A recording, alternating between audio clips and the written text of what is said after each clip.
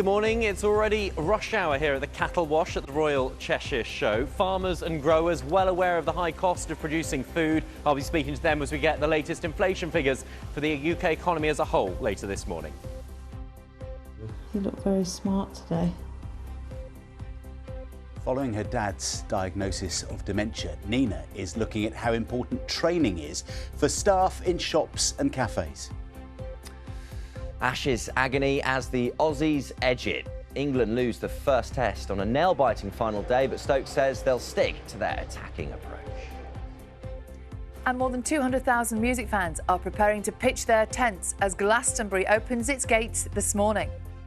The Chancellor Jeremy Hunt will give evidence to the COVID-19 inquiry later, when he will face questions about the UK's preparedness for a pandemic during his 6 years as Health Secretary.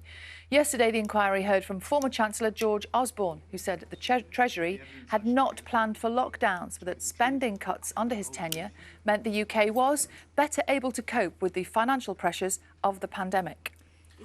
More than 3/4 of councils in England say they may not be able to provide the minimum level of social care support required by law.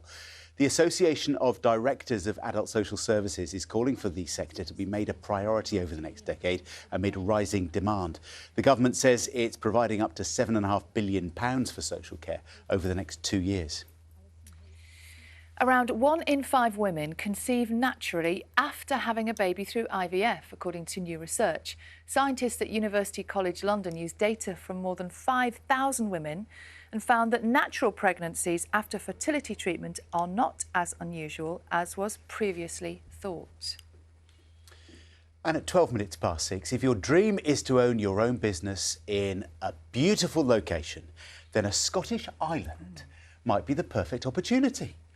Barra Airport in the Western Isles is looking for someone to provide hospitality for its passengers. Look at that beach! Well, the airport is on that beach. Staff say it could be the perfect job for the right person. Hospitality, what's that, barbecue, do you reckon? I think it's just teas and coffees, isn't it? Surely it's something quite simple. You're going to get the job, Sally. You've got to aim a bit higher than that. Looking on this morning's front pages, praying for a miracle.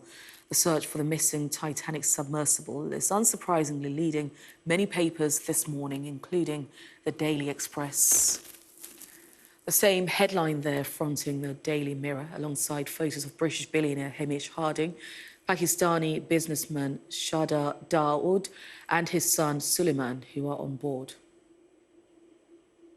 And the Daily Mail is running with that headline 24 hours to save them as concern grows over dwindling oxygen supplies.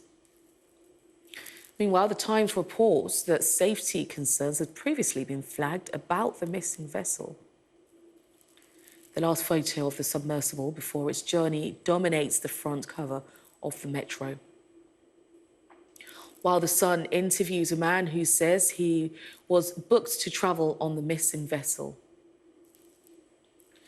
Meanwhile, the Daily Star says the missing submersible is steered by a £42 video game controller. And the Eye goes further, leading with a warning that the Tories face a UK mortgage time bomb.